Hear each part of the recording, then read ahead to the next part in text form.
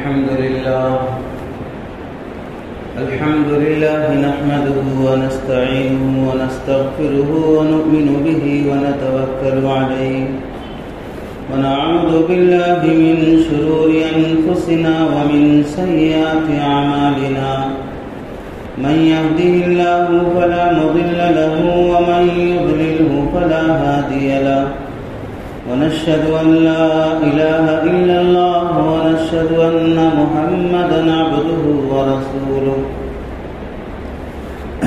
أما بعد فقد قال الله تبارك وتعالى في القرآن المجيد والفرقان الحميد أعوذ بالله من الشيطان الرجيم بسم الله الرحمن الرحيم فلولا إن كنتم غير مدينين ترجعونها إن كنتم صادقين صدق الله العظيم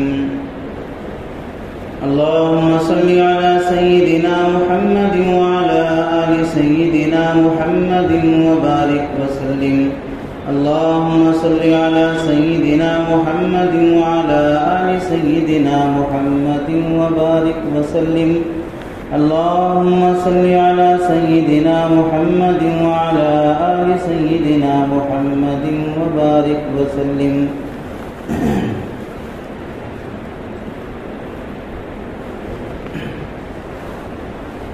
میرے محترم عزیزوں، بزرگوں اور دوستوں، قرآن مجید کی آیت اور نبی پاک صلی اللہ علیہ وسلم کی احادیث کی روشنی میں کچھ باتیں آپ حضرات کے سامنے موجودہ ماحول سے متعلق عرض کرنی ہے۔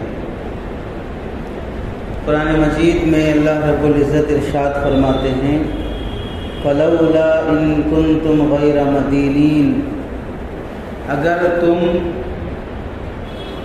ہماری طاقت، قدرت اور پاور کے نیچے نہیں ہو، تم پر ہماری طاقت اور قدرت کام نہیں کر رہی ہے، تم اپنے حساب سے آزاد ہو، ہماری مرضی اور فیصلے کے تحت میں نہیں آتے ہو، ہماری حکومت کے اندر تم نہیں ہو، تمہاری الگ حکومت ہے، تمہیں الگ طاقت حاصل ہے، ہماری مرضی، ہماری طاقت کے تابع تم نہیں ہو، ترجعونها ان کنتم صادقین، جب تمہاری جان نکلنے کا وقت آتا ہے تو پھر اپنی جان کو روک کے دکھا دو۔ تمہارے جسم میں سے تمہاری جان نکل رہی ہے، اس جان کو اپنے جسم سے نکلنے نہ دو۔ دنیا میں آج تک کوئی پڑھا لکھا ان پڑھ کسی بھی مذہب کا آدمی ایسا پیدا نہیں ہو سکا کہ اس کی جان نکلتے وقت خود اپنی جان کو وہ روک لے، یا اس کے رشتہ دار اپنی آنکھوں کے سامنے اس کے بیٹے کو، بیٹی کو، ماں کو، بہن کو، بھائی کو، کسی کو بھی مرتا ہوا، تڑپتا ہوا دیکھ کر اس کے جسم سے نکلتی ہوئی جان کو روک سکے، آج تک کوئی پیدا نہیں ہوا۔ اللہ فرماتے ہیں کہ یہ خود دلیل ہے کہ تم اپنی طاقت کے تحت میں نہیں چلتے ہو، تمہارے پیچھے کوئی طاقت ہے جو تمہیں چلا رہی ہے۔ اس جان کے آنے میں بھی تمہارا اختیار نہیں، اس جان کے جانے میں بھی تمہارا اختیار نہیں۔ اللہ تعالیٰ زندگی کیوں دیا ہے؟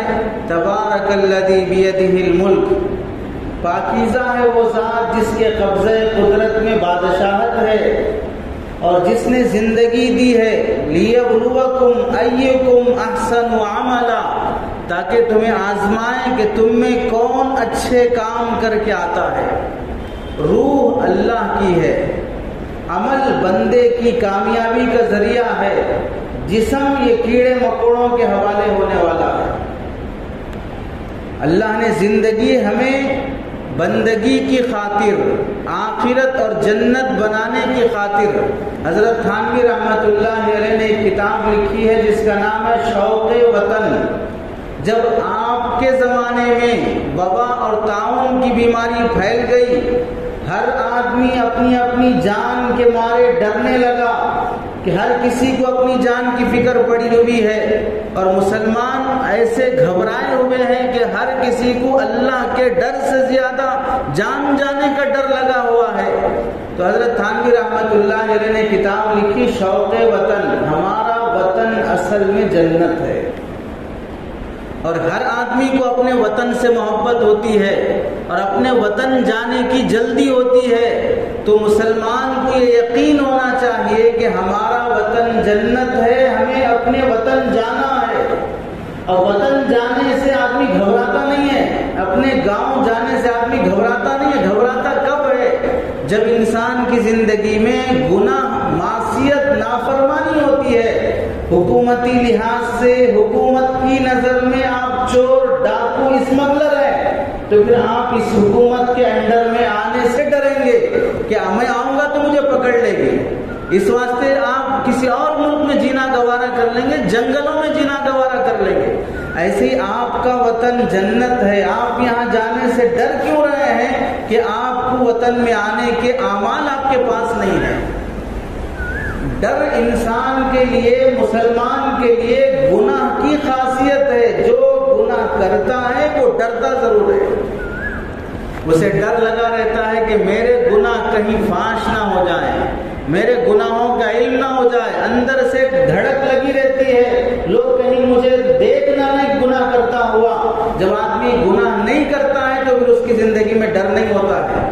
الا ان اولیاء اللہ لا خوف علیہم ولا هم یحزنون، سنو اللہ کے جو دوست ہوتے ہیں وہ نافرمان نہیں ہوتے، ان کی خاصیت اللہ نے فرمائی ہے لا خوف علیہم، انہیں کوئی ڈر نہیں ہوتا ہے، ولا هم یحزنون، اور نہ انہیں کسی بات کا غم ہوتا ہے۔ اب انسان مرنے سے ڈر رہا ہے تو ڈر وجہ کیا ہے کہ اس کی زندگی میں وہ اعمال نہیں ہے کہ اس وقت اس کی موت آئے تو خوشی سے جا سکے۔ اور جانا سب کو ہے، مرنا سب کو طے ہے۔ زندگی ایک ایسا دھوکہ ہے جو ساتھ رہتی نہیں ہے، موت ایک ایسی اٹل حقیقت ہے جو آ کے رہتی ہے، اس سے کسی مذہب والے کا انکار نہیں ہے۔ لوگ مرنے اسے ڈرتے ہیں، مرنے سے بھاگتے ہیں، جتنا مرنے سے بھاگتا ہے اتنا جہنم سے بھاگنے کی فکر کر لے تو کامیاب ہو جائے۔ جہنم سے بھاگنے کی فکر نہیں ہے، موت سے بھاگنے کی فکر ہے۔ موت سے کتنا بھی بھاگو بچ نہیں سکتے، جہنم سے بھاگنے کی کوشش کر لو، ایک نہ ایک دن بچ جاؤ۔ جہنم میں لے جانے والے اعمال سے بھاگنا جہنم سے بھاگنا ہے، جنت میں لے جانے والے اعمال کی طرف جانا یہ جنت میں جانا ہے۔ اللہ کے نبی علیہ السلام نے فرمایا سخاوت ایک درخت ہے جس کی جڑیں جنت میں ہیں، اس کی شاخیں دنیا میں ہیں، جو اس کی شاخوں کو پکڑ لے، حیا، پاک دامنی، عفت، عصمت، یہ ایک درخت ہے جس کی جڑیں جنت میں ہیں، اس کی شاخیں دنیا میں ہیں، جو اس درخت کی ٹہنی کو پکڑ لے، یہ پاک دامنی، یہ حیا، یہ شرم تمہیں جنت میں لے جائے گی۔ بے حیائی، بے شرمی، بے غیرتی، آزاد پنا، آوارہ پنا، یہ سب ایک درخت ہے جس کی جڑیں جہنم میں ہیں، اس کی شاخیں دنیا میں ہیں۔ جو بے حیا، بے شرم، آوارہ، عیاش قسم کا ہے، یہ بے حیائی اسے جہنم میں لے جائے گی۔ اللہ کے نبی علیہ السلام نے فرمایا کہ حیا اور ایمان یہ دونوں انسان کے لیے چولی دامن کا ساتھ ہیں۔ جس کی زندگی میں شرم حیا نہیں، اس کی زندگی میں ایمان نہیں ہے۔ جو مومن ہے وہ لا محالہ شرمائے گا، وہ حیا کرے گا، وہ بے شرم بے حیا نہیں ہو سکتا ہے۔ آج موت کا خوف، کرونا وائرس کا ڈر، 1.5 سال کے عرصے سے مسلمان ہوں، غیر مسلم ہوں، عیسائی ہوں، یہودی ہوں، کوئی انسان ہو، تعجب کی بات ہے کہ وائرس سے صرف انسان مر رہے ہیں، کوئی جانور نہیں مر رہا ہے۔ اور تعجب کی بات یہ ہے کہ وائرس سے انسان کم مر رہے ہیں، انسانیت پہلے مر رہی ہے۔ انسان بعد میں مر رہا ہے، انسانیت پہلے مر رہی ہے۔ باپ کا جنازہ رکھا ہوا ہے، بیٹا کندھا دینے تیار نہیں ہے۔ باپ کرونا وائرس سے انتقال ہو جاتا ہے، علاج کرتے کرتے کرتے اگر کامیاب نہ ہو سکا، حیدرآباد کا چلا ہوا واقعہ کسی غیر مسلم کا، کسی عیسائی کا، کسی یہودی کا، کسی اور مذہب والے کے گھرانے سے تعلق رکھنے والا واقعہ نہیں، مسلمان گھرانہ، دیندار کہلانے والا گھرانہ، باپ وائرس سے مر جاتا ہے، دفنا کے آنے کے بعد بھائیوں میں جھگڑا اس بات پر ہے کہ ماں کو میں نہیں رکھتا، تو نہیں رکھتا، کہ باپ کو وائرس تھا تو باپ کے ساتھ ماں بھی تھی، اب کہیں وہ وائرس ماں کو نہ لگ گیا ہو تو اس واسطے بیٹے جھگڑ رہے ہیں ماں کو رکھنے کے لیے، اتنا جھگڑا کہ ماں بیچاری روتی ہوئی اپنے بھائی کو فون کی تو ماں کو آ کے اپنی بہن کو لے جاتا ہے۔ یہ انسان نہیں مرا ہے، یہ انسانیت مر گئی ہے۔ جن ماں باپ نے اپنے بچوں کو پالنے کی خاطر کیسی مصیبتیں، کیسے فاقے برداشت نہیں کیے، آج وہ بچے ان ماں باپ کا سہارا بننے سے اس واسطے ڈرتے ہیں کہیں وائرس میرے بچوں کو نہ لگ جائے۔ یہ مائیں تو وہ ہوتی ہیں جو بچے کے بیمار ہو جانے پر، بچے کے مر جانے پر وہ یہ کہتی ہیں کہ کاش ایسا ہوتا کہ اللہ مجھے لے لیتا اور میرے بچے کو بچا لیتا۔ یہ تمنائیں کرنے والی مائیں، یہ تمنائیں کرنے والے باپ، آج بچے ان کا یہ حال کر رہے ہیں۔ دلی کا واقعہ کہ 1 مہینے سے بچوں نے باپ کو گھر سے نکال دیا کہ بوڑھے لوگوں کو وائرس جلدی اٹیک ہو رہا ہے، کہیں ایسا نہ ہو کہ میرے باپ کو وائرس اٹیک ہوا اور میرے بچوں کو لگ جائے، اس لیے ایک گھرانہ اپنے باپ کو پہلے ہی گھر سے نکال دے رہا ہے۔ وہ فٹ پاتھ پہ سوتا ہے، لوگوں کا دیا ہوا خیرات اور بھیک پہ گزارا کرتا ہے، وہ پولیس اسٹیشن جا کے کیس کرتا ہے کہ میرے بچے مجھے گھر میں رہنے نہیں دے رہے ہیں، تو پولیس بھی کہتی ہے کہ ان کی مرضی ہے، آپ کو رکھے یا نہ رکھے، آپ جہاں چاہے جائیے۔ آپ بتائیے کرونا وائرس سے انسان مر رہے ہیں یا انسانیت مر رہی ہے، حیوانیت چھا رہی ہے؟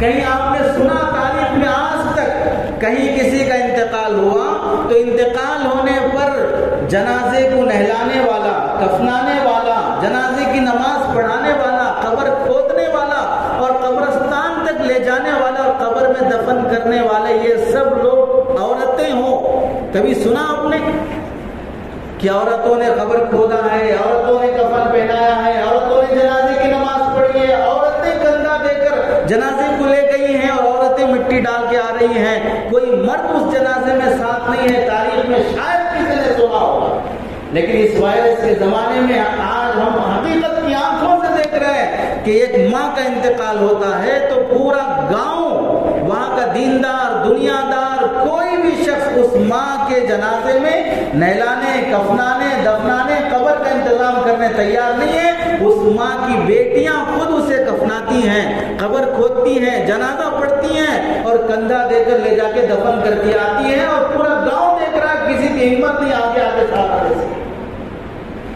بتائیے انسان مرا یا انسانیت مر گئی ہے؟ جنازہ رکھا ہوا ہے گھر کے سامنے، مسجد آتے ہیں گھر والے کہ بھئی ہمیں ڈولا دے دو، قبرستان لے جا کے دفنانا ہے، تو مسجد کی کمیٹی کہتی ہے کہ ہم ڈولا نہیں دیں گے، ڈولے کو وائرس لگ جائے گا۔ اب وہ چارپائی پر اس دو میت کو لے جا کے دفنا کے آتے ہیں۔ بتاؤ انسان مرا یا انسانیت مر گئی ہے؟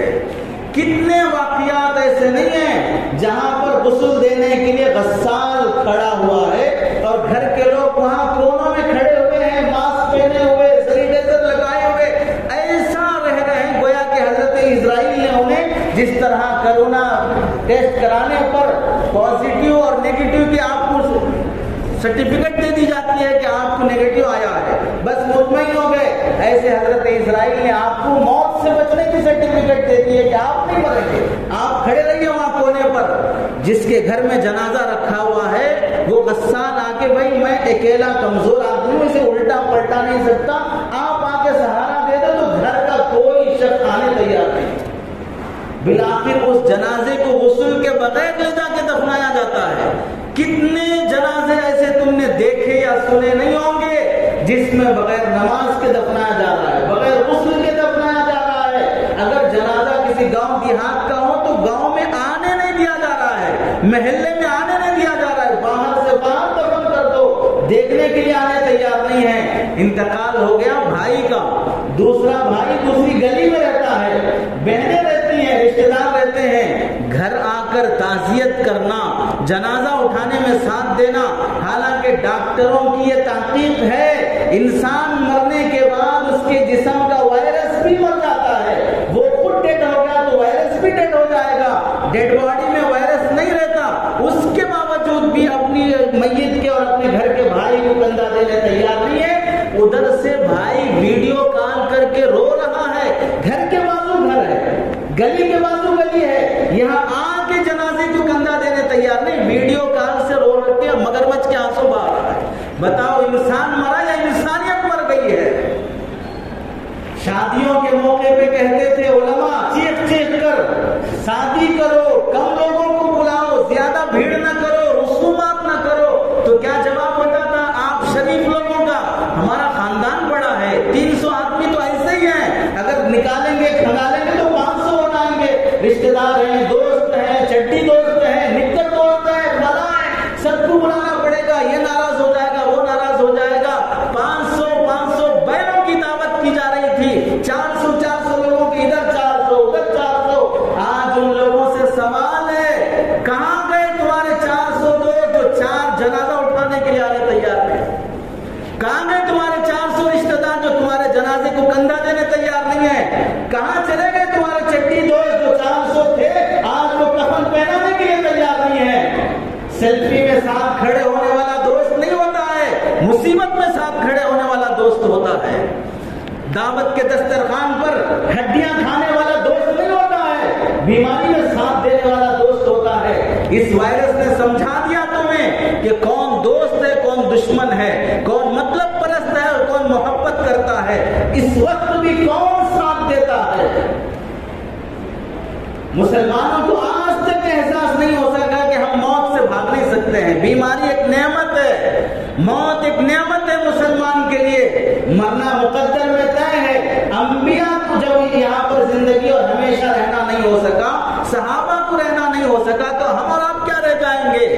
مرنے کے لیے جو قوم تیار نہیں ہوتی وہ روزانہ مرتی رہتی ہے، وہ جی جی کے مرتی ہے، وہ مرنے کے بعد ایسے مر جاتی ہے کہ تاریخ کے پنوں میں کبھی اسے یاد نہیں کیا جاتا کہ یہ لوگ جیے بھی تھے، یہ لوگ دنیا میں آئے بھی تھے، ان کا وجود بھی تھا، یہ کبھی یہاں پر چلے پھرے بھی تھے۔ تاریخ سے ایسے مٹا دیے جاؤ گے کہ کبھی آنے والی نسل تمہیں یاد تک نہیں کرے گی، کیونکہ تم اپنی خاطر جیے تھے، تم قوم کی خاطر نہیں جیے تھے، تم انسانیت کی خاطر نہیں جیے تھے۔ اور اگر جینے والا انسانیت کی خاطر، قوم کی خاطر جیتا ہے، چاہے وہ مسلمان نہیں، کوئی غیر مسلم بھی کیوں نہ ہو، اسے مرنے کے بعد بھی تاریخ یاد رکھتی ہے، خواہ وہ مدر تریسا ہی کیوں نہ ہو، کیونکہ قوم کی خاطر جینے والوں کی تاریخ دنیا میں ہمیشہ لکھی گئی ہے۔ اور جو قوم اپنے رشتہ داروں کو، اپنے بھائیوں کو، اپنے بہنوں کو، پڑوسیوں کو، مسلمانوں کے ساتھ ایسا سلوک، ایسا نامناسب رویہ کرتی ہے، لوگوں آکسیجن ملنے سے مرنے والے کم ہیں، دوائی ملنے سے مرنے والے کم ہیں، اور انہیں انجیکشن نہ ملنے سے مرنے والے کم ہیں، ان کا علاج نہ ملنے کی وجہ سے مرنے والے کم ہیں۔ لوگوں اصل میں مرنے والوں کی تعداد حوصلہ نہ ملنے والے کی وجہ سے مر رہے ہیں۔ کوئی بیمار پڑ گیا، ہمارا یہ مجمع جہاں بیٹھے ہیں، کوئی ایک بندہ یہاں پر کھڑے ہو کر اپنی پازیٹیو رپورٹ دکھا دے، اس کے بعد دیکھیے کتنوں کا وضو باقی رہے گا اور کتنوں کا چلا جائے گا۔ اتنا ڈر بیماری نے سب کو بدگمان کر دیا ہے کہ میں تمہیں دیکھ رہا ہوں کس نگاہ سے کہ تم سب بیمار، میں صحت مند، تم سب دیکھ رہے ہو ایک دوسرے کو کہ تم صحت مند، سب بیمار۔ بیماری نے سب کو بدگمان کر دیا کہ ہر کسی کو دیکھو تو بس سمجھو بیمار ہے، کہیں اس کا وائرس مجھے نہ لگ جائے، کہیں اس کا وائرس مجھے نہ لگ جائے۔ کوئی کسی کا ساتھ دینے تیار نہیں، کوئی کسی کی مدد کرنے تیار نہیں۔ اور تعجب ہے کہ جو بندے ہمارے دوست 10 جنازوں کو نہلا چکے، 10 جنازوں کو دفنا چکے ہیں، کوئی وائرس نہیں لگ رہا ہے، کوئی وائرس نہیں لگ رہا ہے کہ میت میں، ڈیڈ باڈی میں وائرس رہتا نہیں ہے، لیکن اس جنازے اور اس میت کے ساتھ کیا سلوک کہ بغیر نماز کے، بغیر کفن کے، بغیر اسے نہلائے کے، بغیر اسے سنت طریقے کے جانوروں کو لے جا کر گڑھے میں جس طرح پھینک دیا جاتا ہے ویسے پھینک کیا ہے۔ کیا سیکھا وائرس سے؟ کیا تبدیلی آئی ہمارے اندر؟ ہر آنے والی آزمائش اللہ کی طرف سے امتحان نہیں ہوتی ہے، بعض آزمائشیں ہمیں سدھارنے کے لیے آتی ہیں، بعض آزمائشیں اللہ کی طرف سے سدھارنے کے لیے آتی ہیں. ہر آزمائش عذاب نہیں ہوتا, ہر آزمائش امتحان نہیں ہوتا. اللہ کی طرف سے بعض مرتبہ ہمیں رجوع واپس لوٹانے کے لیے آتی ہے. اس وائرس میں کتنا ہم واپس لوٹے ہیں, کتنا اللہ کی طرف رجوع کیے ہیں. 1 گنا 1.5 سال کے عرصے میں, گزشتہ سال 2020 مارچ سے اس مارچ تک کتنے مسلمان ہیں جو اس 12 مہینے 14 مہینے کے عرصے میں 1 گناہ چھوڑا ہے, ایک مصلی پڑا ہے, مسجدیں آباد کرنے تیار نہیں, 5 وقتہ نماز کی جماعت کا اہتمام نہیں ہے. جہاں چھوٹ ہے, جہاں رخصت ہے, وہاں بھی مسجدیں ویران پڑی ہوئی ہیں. وائرس لگ جائے گا. گاڑی پر 2 بیٹھ کے آئیں گے, یہاں آ کے ڈسٹینس مینٹین کریں گے. گاڑی میں وائرس نہیں لگے گا, یہاں سب میں وائرس لگ جائے گا. دعوتوں میں جاؤ گے, بازو بازو بیٹھ کے کھاؤ گے, وہاں وائرس نہیں لگے گا, یہاں آتے ہی وائرس لگ جاتا ہے. ایسی حماقت, ایسی بے وقوفی اور نادانی. دنیا کا ہر کام دکاندار صبح 5-6 بجے سے لے کر 2 بجے تک پیسے لے رہا ہے, دے رہا ہے, سامان لے رہا ہے, دے رہا ہے, کوئی وائرس نہیں لگے گا. نماز کے لیے بلاؤ, نہیں, وائرس ہے, لاک ڈاؤن ہے. یعنی بازاروں میں مرنا گوارا ہے, مسجد میں مرنا گوارا نہیں ہے. اور عام دنوں میں موت کی دعا جب ہوتی تھی, اللہ مسجد کی موت, سجدے کی موت, مدینے کی موت, یہ موت وہ موت کی دعا مانگ رہے تھے. جس کو اپنے محلے کی مسجد میں آنے کی توفیق نہ ہو, اسے شرم کرنی چاہیے مدینے کی موت مانگتے ہوئے. جسے نماز کی توفیق نہ ہوتی ہو, اسے شرم کرنی چاہیے کہ موت ہوتے ہی سیدھے جنت کی دعا مانگتے ہوئے, اے اللہ مرتے ہی جنت نصیب فرما. شرم نہیں آتی؟ تمہیں زندگی میں سجدے نصیب نہیں ہے, تمہیں زندگی میں اللہ کی نماز نصیب نہیں ہے, اور سجدے کی موت مانگتے ہو, اور مرتے ہی جنت مانگتے ہو. جنت جاہلوں کی جگہ نہیں ہے, جنت بزدلوں کی جگہ نہیں ہے, جنت گنہگاروں نافرمانوں کی جگہ نہیں ہے. جنت اللہ کے فرمانبرداروں کی جگہ ہے. وہ مفت میں ملنے والی جگہ نہیں ہے, وہ سسرال کی طرف سے ملنے والا جوڑا جہیز نہیں ہے, وہ اللہ کی طرف سے دیے جانے والا نیک بندوں کے لیے عطیہ ہے. ایک بزدلی اپنے اندر سے نکالو. اللہ کے نبی نے فرمایا ایک زمانہ ایسا آئے گا کہ دشمن مسلمانوں پر ایسے ٹوٹ پڑیں گے جیسے کئی دنوں کا بھوکا دسترخوان پہ ٹوٹ پڑتا ہے.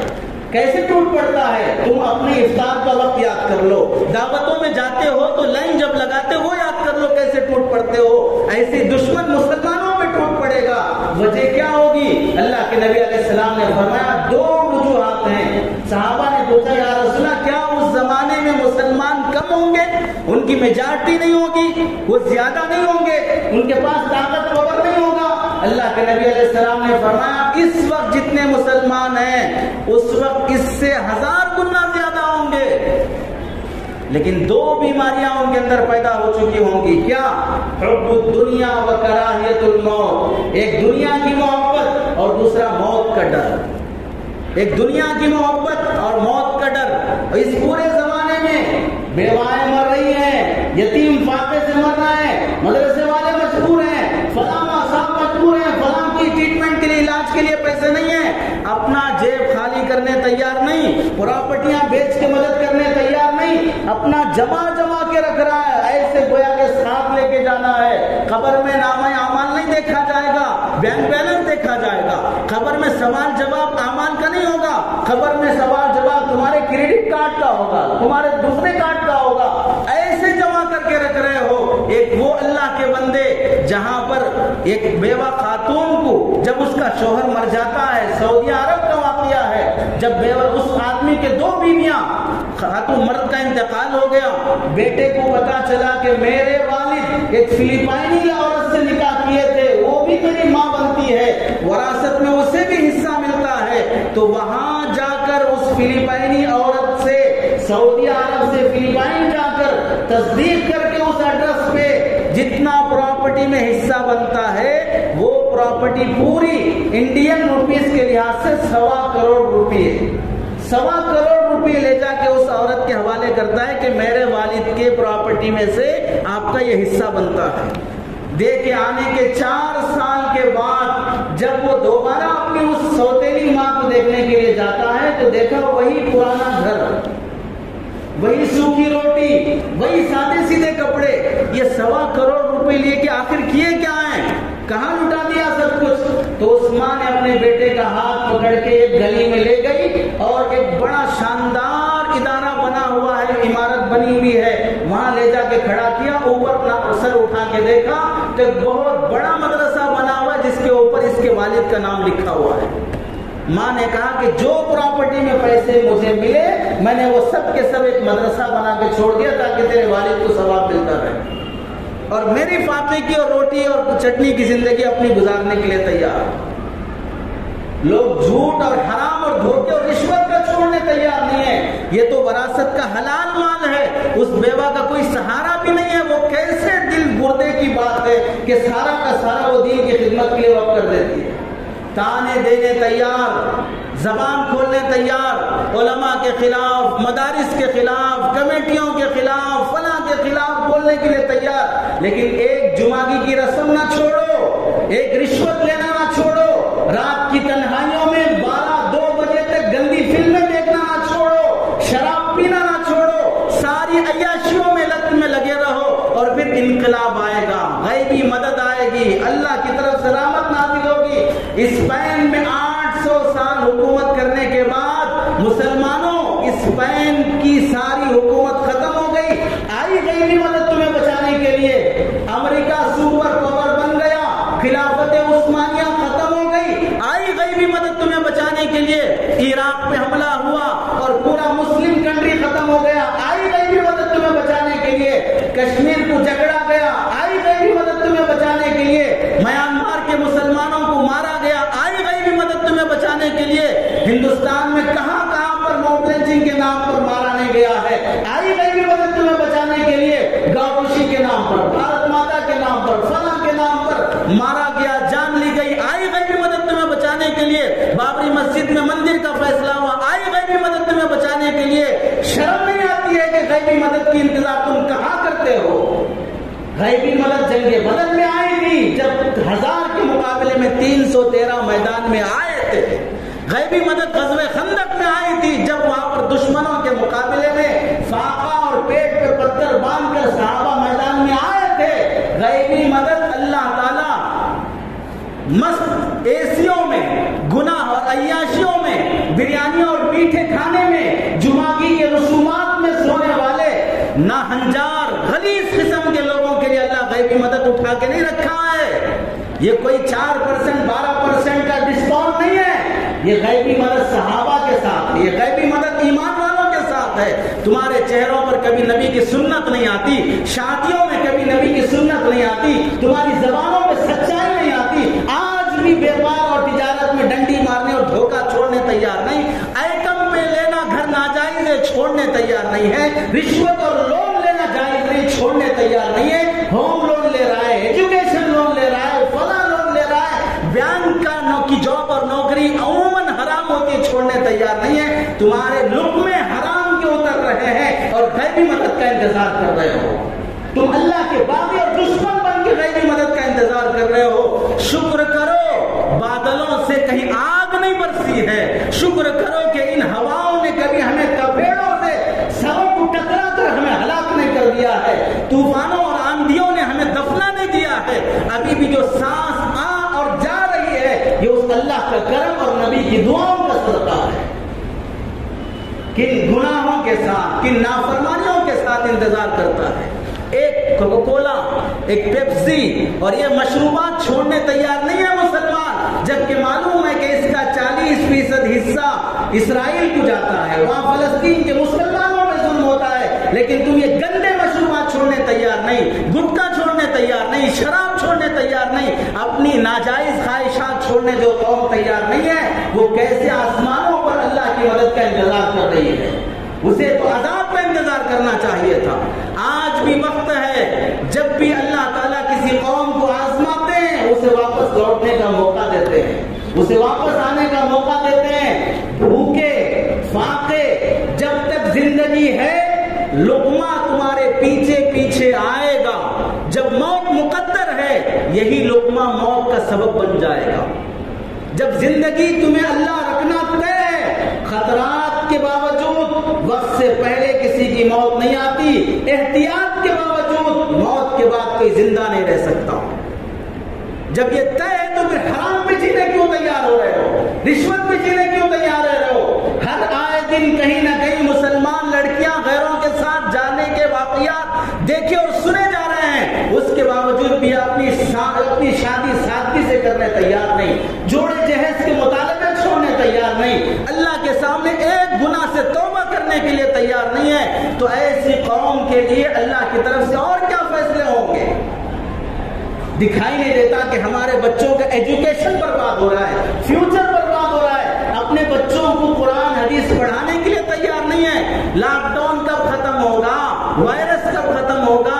حالات کب سدھریں گے؟ لاک ڈاؤن کی وجہ سے ایسا ہو رہا ہے، اگر یہ کھل جائے تو ہم کچھ کر سکتے ہیں۔ ارے جو قوم لاک ڈاؤن ختم ہونے، وائرس ختم ہونے کا انتظار کر رہی ہے، اس قوم سے کبھی انقلاب نہیں آئے گا، کبھی تبدیلی نہیں آئے گی۔ دیکھ لو اس لاک ڈاؤن کے 14 مہینے کے عرصے میں کیا دوسرے مذہب کے لوگ اس لاک ڈاؤن کے ختم ہونے کے انتظار میں بیٹھے رہے؟ کوئی پلاننگ انہوں نے نہیں کی؟ اسی لاک ڈاؤن میں نیو ایجوکیشن پالیسی پاس نہیں ہوئی؟ اسی لاک ڈاؤن میں کتنے ایسی جھوٹی اور مکار قسم کی تبدیلیاں نہیں آئی ہیں ملک کے اندر؟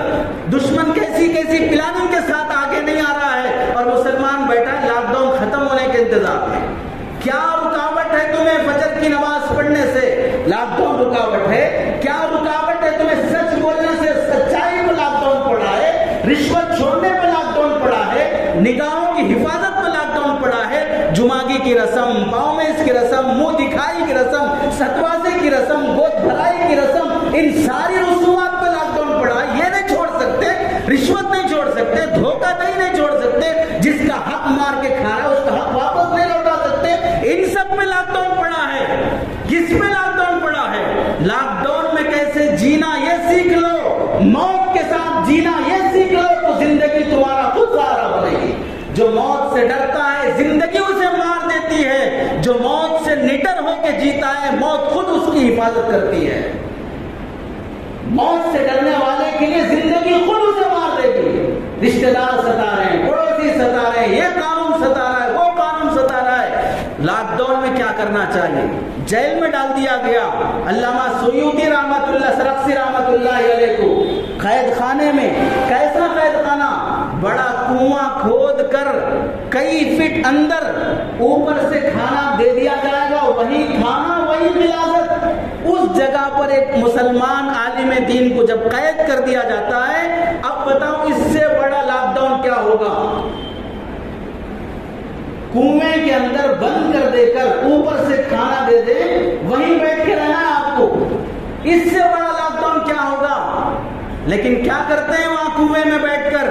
اپنے شاگردوں کو آواز دیتے ہیں اور کنویں کے منڈھیر پر بٹھا کر نیچے سے پکار کے سبق پڑھاتے ہیں اور انہیں مسئلے بتاتے ہیں، اور شاگرد بھی ایسے طلبگار کہ اوپر بیٹھ کے استاذ کا سبق لکھ رہے ہیں۔ کتنا سبق لکھایا؟ 1 دن 2 دن 3 دن، کتنا سبق لکھایا؟ جب وہ اسباق کی کاپیاں شاگردوں نے اسے جوڑ کر پرنٹ کرنا شروع کیا ہے، 500 پیجز کے 12 والیوں میں کتاب بنی ہے۔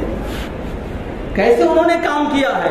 علامہ ابن تیمیہ کو جیل میں ڈال دیا گیا، شاگرد جیل کے گیٹ پہ آ کے بیٹھے اور انہیں سبق پڑھا رہے ہیں۔ انڈمان کی جیل میں مسلمانوں کو قید کیا گیا، وہاں پر کام کر رہے ہیں، مسلمانوں کو جیل میں ڈالا گیا۔ کیا کریں اب یہاں جیل میں؟ اس سے بڑا لاک ڈاؤن کیا ہوگا؟ بیٹھ کے مشورہ کرتے ہیں مسلمان کے، دیکھو آپ کچھ کر تو نہیں سکتے، سب بیٹھ کے جس کو قرآن کی جو سورت یاد ہے وہ دوسرے مسلمان کو یاد کرا دے۔ 2 سال 3 سال کا عرصہ جیل میں کاٹ رہے ہیں اور ایک مسلمان دوسرے مسلمان کو اپنا قرآن حفظ کراتے 2-3 سال کے عرصے میں سورہ انفال کے علاوہ پورا قرآن پورے قیدی یاد کر لیتے ہیں۔ پورے لاک ڈاؤن میں ہمیں قرآن یاد کرنا نہیں آیا، پورے لاک ڈاؤن میں ہمیں قرآن حدیث پڑھنا یاد نہیں آیا۔ عورتیں گھنٹوں موبائل لے کر، بچے گھنٹوں موبائل لے کر فلمیں دیکھیں، سیریل دیکھیں، گندے فوٹوز دیکھیں، یہاں تک بے حیائی بڑھ جائے کہ مسلمان گھرانوں میں بھائی بہن پہ بری نگاہ ڈال رہا ہو، بیٹا ماں پہ بری نگاہ ڈال رہا ہو۔ یہ سب تبدیلیاں تم دیکھنے کے باوجود بھی شرم نہیں آتی ہے اپنے بچوں کو سدھارنے کے لیے کسی عالم دین کے پاس چھوڑیں؟ یہ بربادی، یہ نسل کس پر آ رہی ہے؟ کس کی نسل برباد ہو رہی ہے؟ کس کے بچے آوارہ بن رہے ہیں؟ کس کی عورتیں اپنا شوہر ہونے کے باوجود شوہر سے خلا لے کر کسی غیر سے تعلق رکھ رہی ہیں، یہ سب حالات کی تبدیلی کے باوجود اگر سنبھلنے تیار نہیں، سدھرنے تیار نہیں، تو وہ قوم کبھی غیبی مدد کا انتظار نہ کرے، وہ قوم کبھی غیبی مدد کا انتظار نہ کرے، وہ قوم کبھی حضرت سیدنا محمد مصطفیٰ صلی اللہ علیہ وسلم کا واسطہ لے کر دعا نہ کرے۔ وہ ظالم قوم ہے جو نبی کا نام جھوٹ لے رہی ہے، وہ ظالم قوم ہے جو اللہ کی رحمت پہ جھوٹی امیدیں لگا رہی ہے۔ جب ڈاکٹر کے دیے ہوئے گولیاں اگر کھاتے ہوئے شرم آتی ہے، اور جب کھاتے ہوئے تمہیں صحت کی امید ہوتی ہے، تو پھر اللہ کے دیے ہوئے احکامات پہ چلنے سے تمہیں کیوں شرم آتی ہے؟ اس واسطے بزرگوں، اب بھی وقت ہے، مسلمان مٹا نہیں ہے، مسلمان سویا ہوا ہے، یہ جاگے اپنی خاطر، یہ جاگے ملک کی خاطر، یہ جاگے قوم اور مذہب کی خاطر، خود پہلے دین پہ چلنے کی کوشش کرے۔